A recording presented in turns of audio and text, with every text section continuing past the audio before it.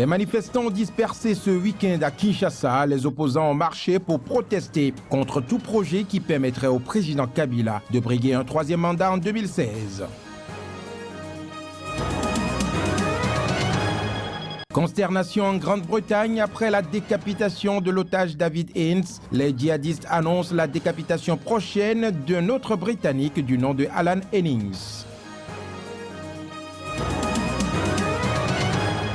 Nous irons également en Amérique latine où le phénomène d'immigration prend de l'ampleur. Nombreux sont ces jeunes qui prennent le risque chaque jour d'affronter les dangers pour les États-Unis.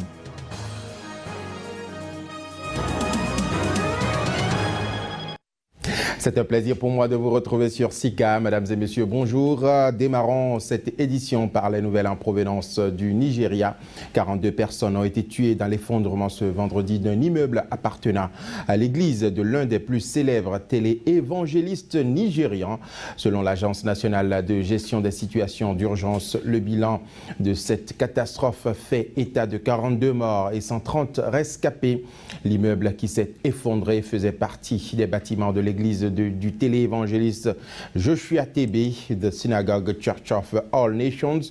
Le bâtiment a une auberge pour les fidèles étrangers du prêcheur. Selon les officiels, était en plein travaux d'agrandissement au moment de l'accident.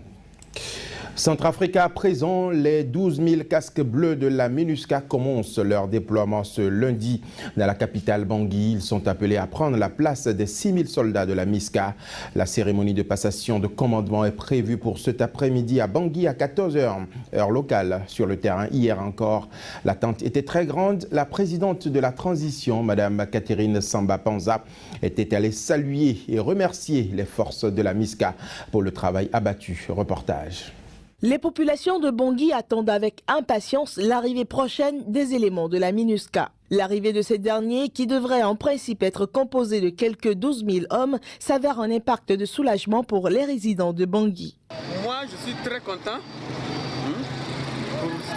pour Casque Bleu pour arriver en Centrafrique pour mettre paix tout rendu du territoire de Centrafrique. Pour l'arrivée de Casque Bleu, je suis content et que c'est avec les bras ouverts qu'on peut les accueillir. Disons que l'arrivée des casques bleus, la situation va quand même s'améliorer par rapport auparavant.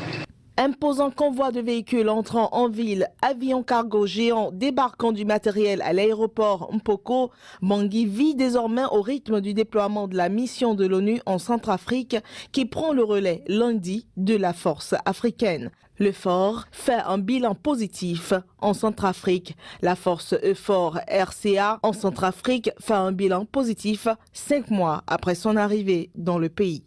Le premier bilan intermédiaire de l'action de fort est, je crois, positif. Il est positif puisque le niveau de sécurité dans le 3e et le 5e arrondissement s'est manifestement amélioré. Ce n'est pas nous qui le disons. Ce sont les populations de ces secteurs qui le disent, ce sont les autorités politiques qui le disent et ce sont les humanitaires. Nous préparons déjà avec les Nations Unies le transfert d'autorité sur ces deux secteurs et sur l'aéroport d'Mpoko. Donc vous voyez bien que ça ne se fait pas la veille pour le lendemain. La mission intégrée multidimensionnelle de stabilisation des Nations Unies en Centrafrique doit se substituer progressivement aux forces internationales déployées dans ce pays plongé dans une crise politico-militaire meurtrière. 6 000 hommes de la MISCA sous la bannière de l'Union africaine, 2 000 militaires français déployés depuis fin 2013 dans le cadre de l'opération Sangari ainsi que la force européenne. Les effectifs de la MISCA constitueront l'essentiel de la composante militaire de la MINUSCA, même si un premier contingent de casques bleus du Bangladesh est également arrivé à Bangui. République démocratique du Congo à présent, la représentation de l'Union européenne à Kinshasa a exprimé ce dimanche sa vive préoccupation après la condamnation à 1 an de prison ferme du député de l'opposition Jean-Bertrand Ewanga, reconnu coupable d'offense au chef de l'État Joseph Kabila. Pendant ce temps à Kinshasa, la police dispersait ce samedi des manifestants hostiles à tout projet qui permettrait au président Joseph Kabila de briguer un troisième mandat en 2016 du moins, ce reportage. Ce vendredi déjà, les autorités quinoises avaient vivement déconseillé de se rassembler, arguant que d'autres opposants se réunissaient ce samedi et qu'il était difficile d'encadrer les deux manifestations, a expliqué le ministre de l'Intérieur. Certains initiateurs avaient renoncé à manifester, mais tôt ce samedi, des dizaines de personnes, surtout des jeunes, ont tenté d'atteindre la gare centrale, point de départ de la marche. Ils se sont retrouvés face à des policiers dont une centaine est intervenue pour disperser les manifestants regroupés près de l'hôtel Memling dans le nord de la capitale. Les organisateurs de cette manifestation ont affirmé dans une déclaration qu'il y a eu des blessés et des personnes conduites vers des destinations inconnues et ils ont exigé leur libération. Un journaliste de l'agence France Presse et un autre de la télévision privée Sango Malamou ont été violemment interpellés par la police avant d'être relâchés une quinzaine de minutes plus tard. Selon le ministre congolais de l'Intérieur, 8 personnes dont un député de l'opposition avaient été interpellées puis libérées. Il y a eu 8 personnes interpellées et au moment où je vous parle, toutes ont été libérées. Après le petit entretien qu'il y a eu, qu'un des officiers a qualifié de cure de redressement, je crois qu'il a raison. Nous avons besoin de faire que tous ceux qui essayent de faire l'aventure politique puissent avoir le même entendement, la même compréhension de règles qui régissent la République. On va décider d'une nouvelle date. Pour la prochaine marche, nous n'allons pas nous laisser intimider.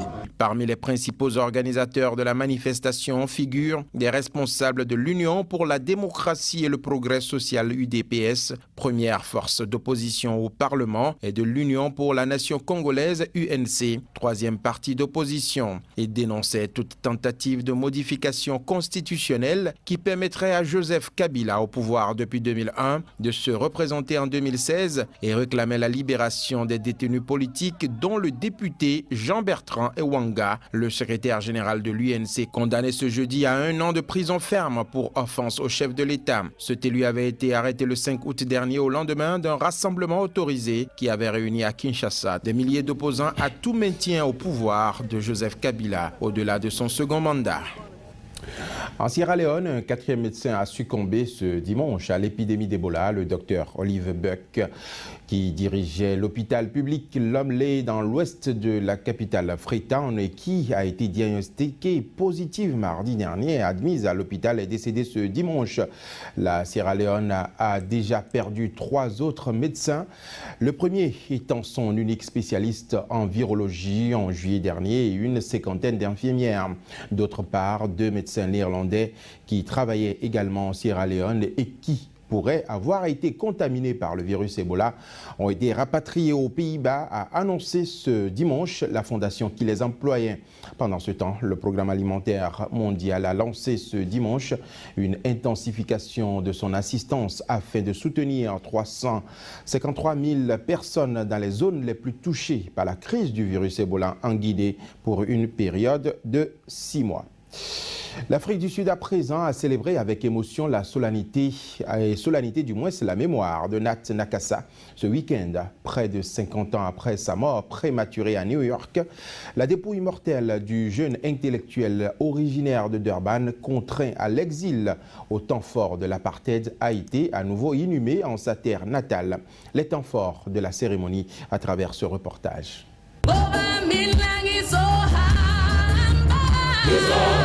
Ils étaient plusieurs centaines des personnalités sud-africaines et membres de la famille. Nakassa a assisté dans une ambiance très émue à l'hommage à titre posthume qui était rendu à l'hôtel de ville de Durban au jeune prodige. Plume critique parmi les plus prometteuses de sa génération, Nat Nakassa avait obtenu à 27 ans une prestigieuse bourse de l'université américaine d'Harvard, mais les autorités sud-africaines lui avaient refusé tout passeport pour voyager. La mort dans l'âme est poussée par son mentor et ami Alistair Sparks. Nakassa avait accepté l'exil, muni d'un sauf-conduit lui interdisant toute possibilité de retour dans sa terre natale. Il devait mourir peu après, à 28 ans, en se jetant du haut d'un immeuble à New York. L'histoire de Nat évoque la colère, mais aujourd'hui, il est bon d'être africain, car aujourd'hui, c'est la manifestation physique de notre humanité qui est contenue dans le soin et l'attention que l'on porte aux autres. Aujourd'hui, il n'a été possible que parce qu'un village proverbial a uni ses forces pour amener Nat chez lui.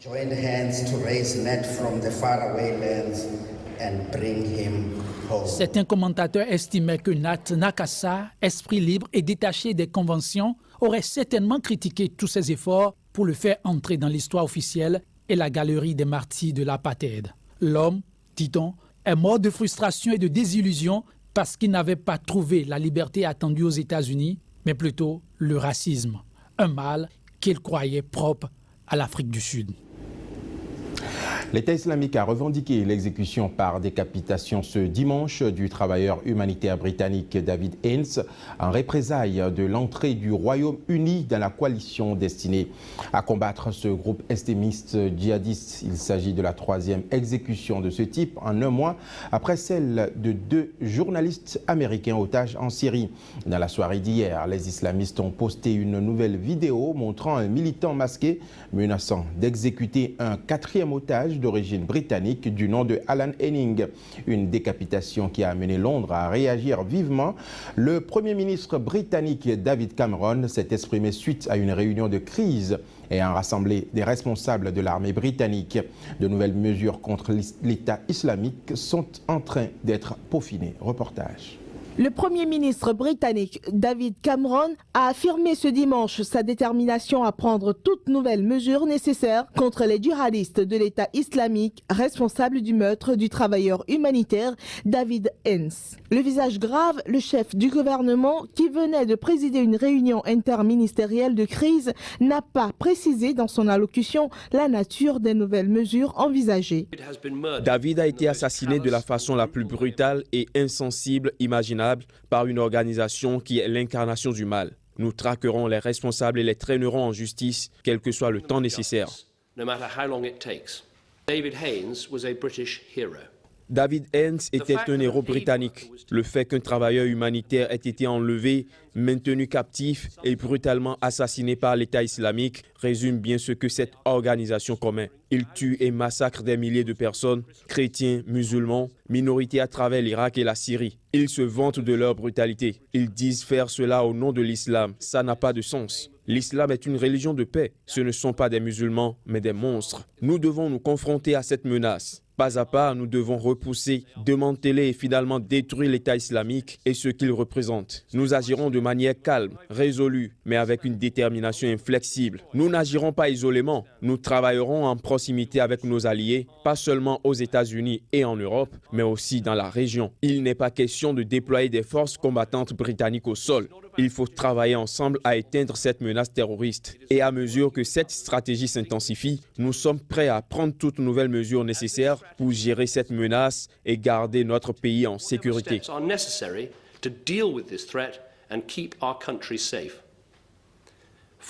David Cameron s'est notamment gardé de lever les incertitudes concernant l'association éventuelle de son pays aux frappes aériennes américaines en Irak et en Syrie. Son gouvernement a envoyé des signaux discordants la semaine dernière, alors que le ministre des Affaires étrangères Philippe Hammond fermait la porte à toute frappe militaire conjointe avec les Américains. Il a été démenti par le 10 Downing Street, qui a au contraire annoncé ne rien exclure. La réunion de crise convoquée en milieu de matinée dimanche s'est déroulée en présence de hauts responsables militaires et des services de renseignement. La réaction de Londres est d'autant plus vive qu'un second otage britannique est menacé de mort par l'État islamique dans sa vidéo sur la décapitation de David Haines, qualifié de héros britannique par David Cameron. Londres a annoncé cette semaine l'envoi pour 2 millions d'euros de mitrailleuses lourdes et de munitions aux forces kurdes d'Irak pour lutter contre les djihadistes. Avant cette annonce, le Royaume-Uni avait envoyé de l'aide humanitaire et des armes provenant de pays tiers en Irak. Et justement, en parlant de cette lutte contre le terrorisme, précisons que ce matin s'ouvre à Paris, en France, la conférence mondiale en quête de stratégie globale contre l'État islamique.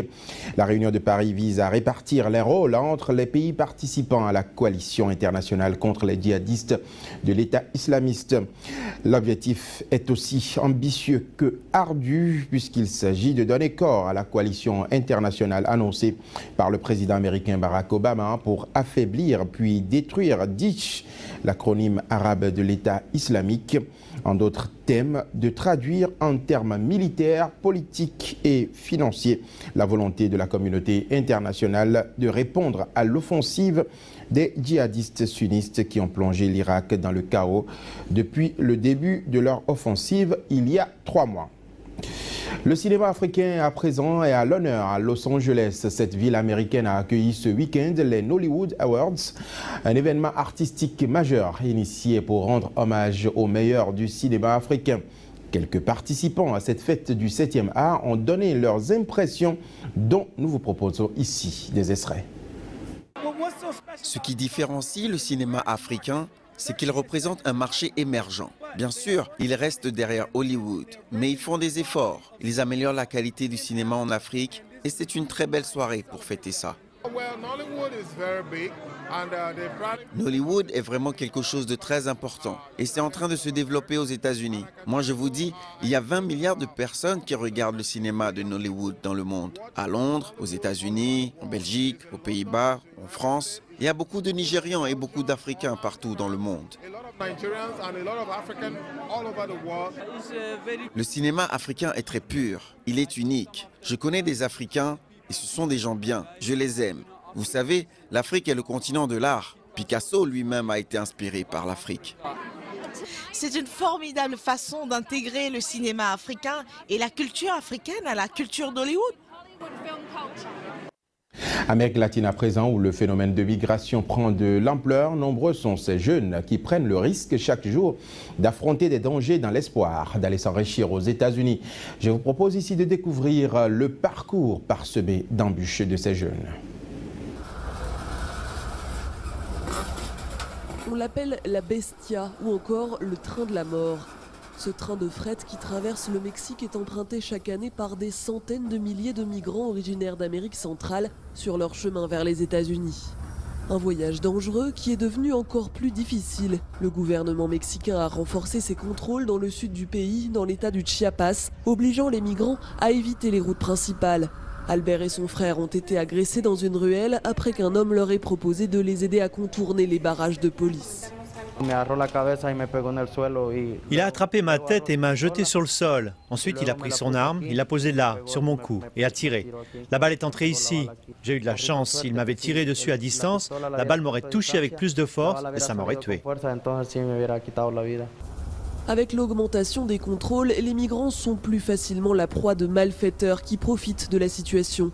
Les trafiquants leur demandent aussi plus d'argent pour traverser et les arrestations se multiplient. En août, le gouvernement a déporté environ 6000 migrants centra-américains qui sont parfois victimes d'abus de la part des autorités. Parce qu'on essaye d'éviter les points de contrôle, on finit là où sont les voleurs. Et si on ne les évite pas, alors la police, les officiers d'immigration nous arrêtent. On est cernés des deux côtés. À première vue, les mesures de sécurité ont atteint leur but.